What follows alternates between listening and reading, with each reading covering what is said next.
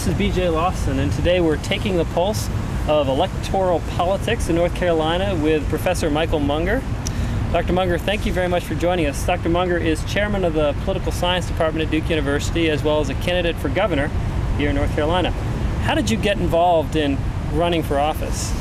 Well, BG, I've been a political science professor for 25 years, and I guess I have a theory that if you're going to teach in a business school, you should have bankrupted a business. And if you're going to be a political science professor, you should have lost an election. So 10 years ago, I thought I would run for office. But I have to say, recent events, and in particular, the actions of the Bush administration actually put a little sharper point on that. And I entered politics actually trying to make a difference, I think, to try to get some ideas being talked about that I don't see being talked about in the agenda from the other gubernatorial candidates. So in principle, I've always thought I should run for office, but I came to actually care about policy. I see. And you're running as a libertarian candidate for governor. Talk a little bit about your experience getting on the ballot and ballot access in North Carolina. Well, as I said, I've been a political science professor for a long time. I've testified before the U.S. Senate on campaign finance reform. I've written 4 books and over 100 articles on campaigns, but I didn't know very much about the campaign law of my own state. Turns out that North Carolina is one of the most 3 difficult states in the U.S. to get on the ballot. Really? You have to get, in effect, about 110,000 signatures in order to have the state's permission just to put your name before the voters. Wow. And then, until recently, you had to have 10% to stay on. So the party that I represent, the Libertarian Party, we've done this 8 times now. We get the signatures over and over again, but unless you get enough votes. Now, here's the way that works, though. Having spent all of your money and all your volunteer time on getting those signatures, you arrive breathless at the starting line, having dissipated all of your resources. So what is it that you're supposed to do? You can't possibly get a good showing in the election after having poured all of your money down a rat hole getting those signatures. It does seem like the playing field might potentially be slanted in favor of the 2 traditional parties, the Democratic and the Republican Party. It's hard for us to tell how much our message might resonate with voters because we never have an opportunity to present our message to voters. Okay. So I think that's what's frustrating, the fact that we never really get to run a campaign because we've spent all the time on signatures. Sure. Well, another thing I've always been curious about, as every taxpayer in North Carolina knows, you have the opportunity on your state income tax to check off funds that are basically it's state money. You're given the opportunity as a taxpayer to allocate $3 of state funds to the Republican or Democratic or the other party. Now, does the Libertarian Party see any of that money? Most people don't know this, and in fact, a lot of people are outraged when they do find it out. You look at your tax form, it says Democrat, Republican, other, which seems like you should be able to designate it. But in fact, if you check Democrat, it goes to the Democrat. If you check Republican, it goes to the Republican. If you check other, they split it equally between the Democrats and Republicans. The other parties get nothing. Really? That's so instead of our citizens, we're expecting our state government to fund roads and schools and things that benefit all the members, all the citizens of the state. We're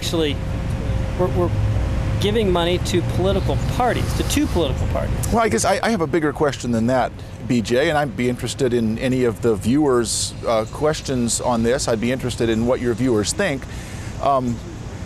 Why do we have any limits at all? Why don't the voters get to make the choice? Why is it that the state gets to decide whether you get to be on the ballot or not? Now, suppose Coke and Pepsi were in charge of deciding how many soft drinks we should have. I think 2 would be plenty. Sure. So, but Coke and Pepsi don't get to make their own antitrust laws.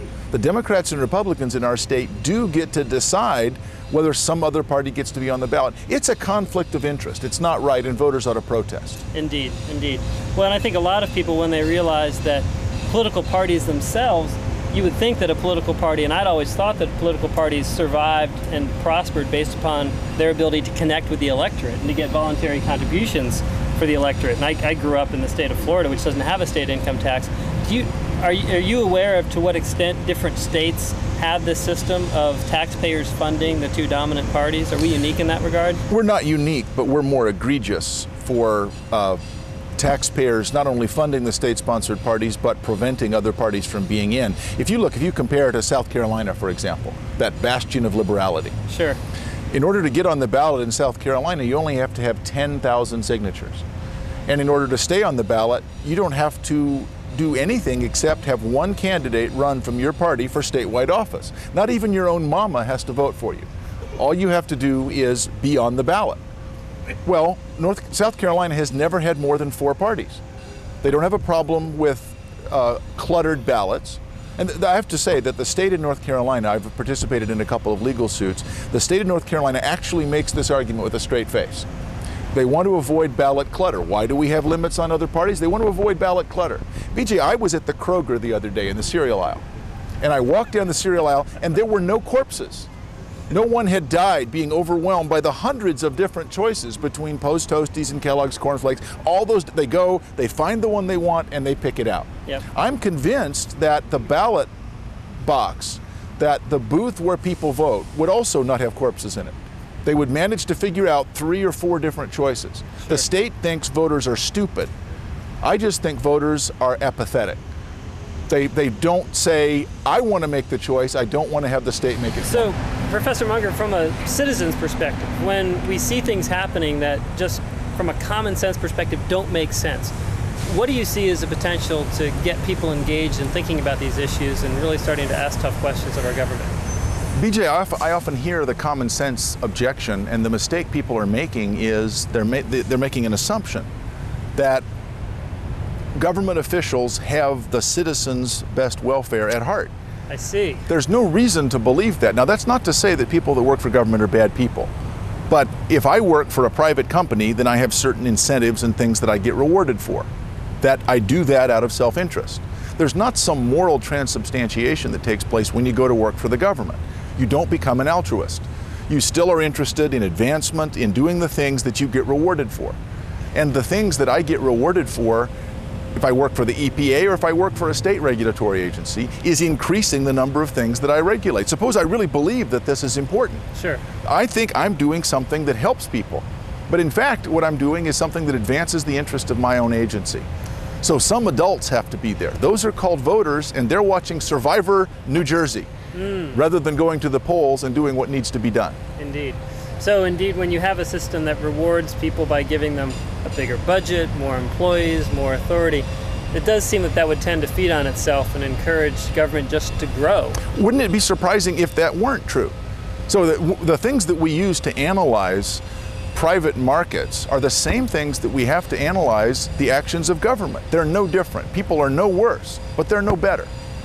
I see. Well, as you look around at the wonderful buildings that we have around us in the state capitol, there's clearly a massive bureaucracy that runs our state government.